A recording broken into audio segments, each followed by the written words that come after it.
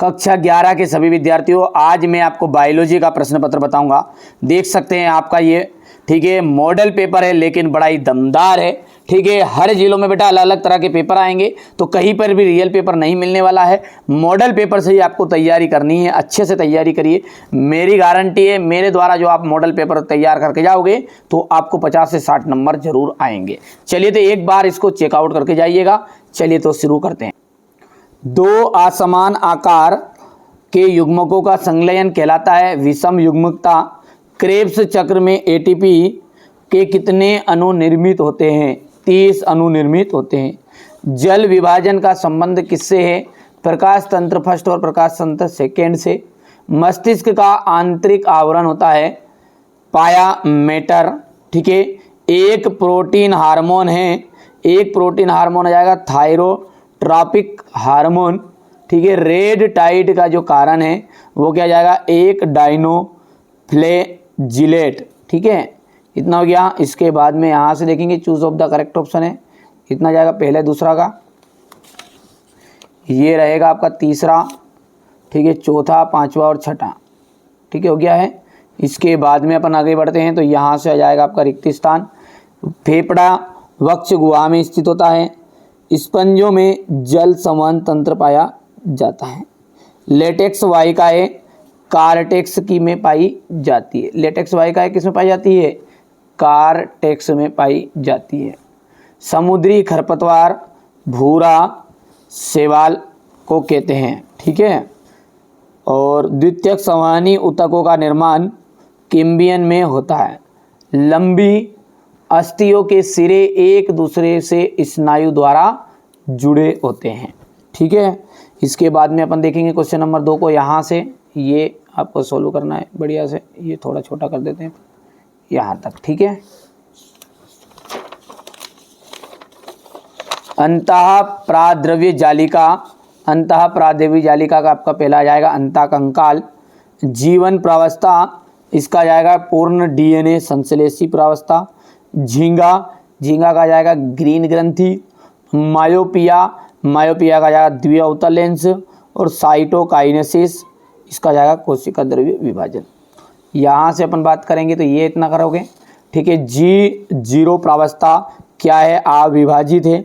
Arthropoda के रुधिर का रंग हल्का नीला किसके कारण होता है? हीमोसाइनिन के द्वारा। यूरिया का निर्माण कहाँ होता है? यूरिया का निर्माण होता है यकृत में। मूत्र में उपस्थित वर्णक का नाम है यूरोक्रोम। यूरोक्रोम। आम के फल में खाए जाने वाले भाग का नाम क्या है? मध्यफल भित्ति। ठीक है, हो गया इतना। इसके बाद में ये आपका यहाँ पर आ जाएगा इतना क्वेश्चन नंबर 4। सत्य सत्य की बात करेंगे। वर्गीकरण में प्रयुक्त सर्वगोक में ईर का जो रंग है हल्का नीला किसके कारण होता है? तो हीमोसाइसिन के कारण होता है। यूरिया का निर्माण कहाँ होता है? तो यकृत हो जाएगा। मूत्र में उपस्थित वर्णक का नाम है यूरोक्रोम। आम के फल में पाए जाने वाले भाग को हम क्या कहते हैं? तो उसे कहते हैं मध्य फल भित्ति। ठीक है, वर्गीकरण यहाँ से सत्य जाएगा, दूसरा सत्य, तीसरा और चौथा और पांचवा आपका असत्य रहने वाला है। ठीक है, आप तो ध्यान से करना, बढ़िया से करना। चलिए अपन क्वेश्चन नंबर 6 से पूरा सॉल्यूशन देखते हैं। कॉपी में लिखा हुआ ये यहाँ पर। ठीक है, आप तो बिल्कुल निश्चिंत रहो। मैंने कहा ना, आपको पूरी चीज़ें अच्छे से प्रोवाइड कराई जाएगी ताकि आप अच्छे अंक प्राप्त करें। तो सेट ए हो चुका है, ये सेट बी का सॉल्यूशन अपन देख रहे हैं ना।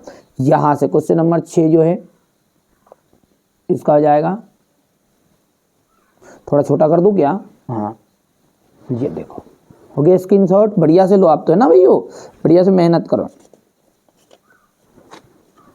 ये इसका अथवा है।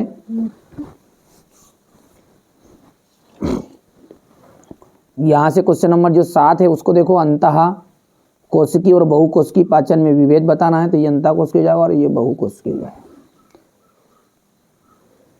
यूग्लिनाइट के विशिष्ट चारित्रिक लक्षण कौन से है?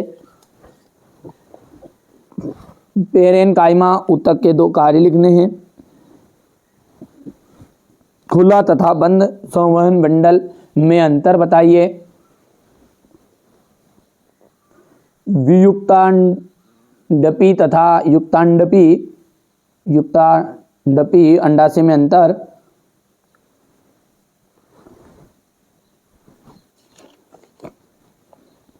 वर्ण विन्यास किसे कहते हैं?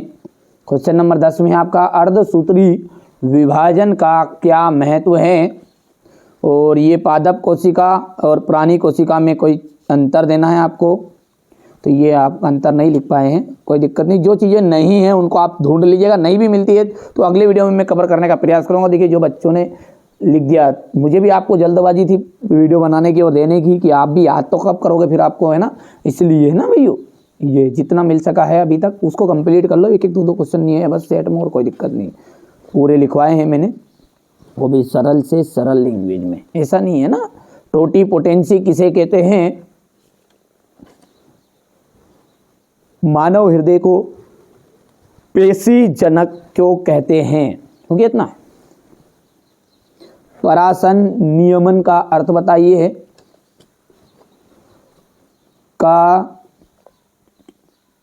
कसा भी प्रोटोजोआ, अमीबी प्रोटोजोआ, ये 4 प्रमुख प्रोटोजोआ के इसको संक्षिप्त में समझाना है। तो ये 2 हो गए और ये 2 नीचे है, ओके, चारों।